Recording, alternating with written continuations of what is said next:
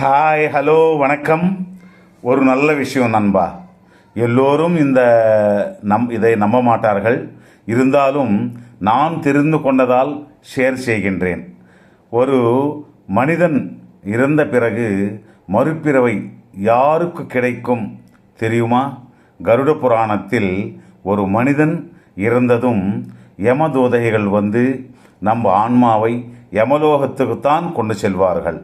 அந்த லோகத்தினோட தலைவரான யமதர்மராஜன் அந்த ஆன்மானுடைய நல்லது கெட்டது பரிசீலனை பண்ண பிறகுதான் அந்த ஆன்மாவை 4 லோகங்களில் எந்த லோகத்துக்கு அனுப்ப வேண்டுமோ நிர்ணயம் செய்வார்.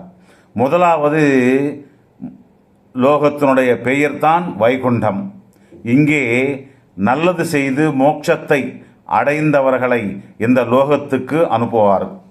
இவர்களுக்கு மறுபிறவை என்பது இருக்காது. பிறகு 2வது சொர்க்கலோகம்.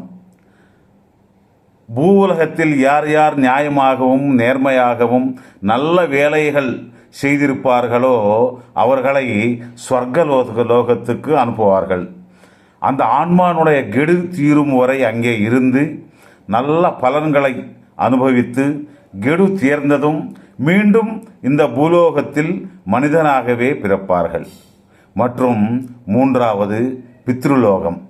இந்த லோகத்தில் ஆன்மானுடைய பாவங்களுக்கு பிராயசித்தம் செய்த பிறகு அங்கே அவர்களுடைய முன்னோர்கள் யாராவது இருந்தால் அவர்களோடு மீண்டும் பூலோகத்துக்கு வந்து மனிதனாகவே பிறவெடுப்பார்கள்.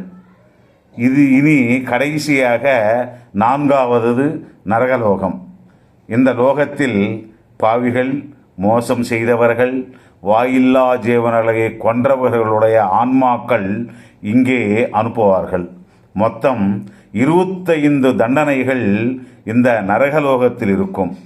அவர்கள் செய்த தவறுகளுக்கு தண்டனையை அனுபவித்து மனித பிறவியை தவிர மற்ற 84 லட்சம் ஜீவன்களில் ஒரு ஜீவனாக மீண்டும் பிறப்பான். அவங்கவங்க பாவத்தை கேட்டவாறு நரியாகவோ நாயாகவோ பசுவாகவோ பன்றியாகவோ பிறப்பார்கள். மறுபிறவி என்பது இல்லாதது ஒரு வைகுண்டம் போன ஆன்மாவுக்கு மட்டும்தான் இருக்காது. மற்ற 3 லோகங்களுக்கு அனுப்பப்படும் ஆன்மாக்களுக்கு மறுபிறவி என்பது கண்டிப்பாக இருக்கும். வைகுண்ட லோகத்துக்கு போகிறது என்பது அவ்வளவு சுலபமானது அல்ல. இது புராணத்தில் இருக்கின்ற தகவல் மட்டும்தான். நண்பர்கள் இனிமேலாவது ஓரளவுக்காவது நீதியாகவும் நேர்மையாகவும் வாழ்வதற்கு முயற்சி செய்யுங்கள் நண்பர்களே. கேட்டீங்கள் அல்லவா? ஒரு லைக் பண்ணி இந்த வீடியோவை ஹைப் செய்யுங்கள். நன்றி, வணக்கம்.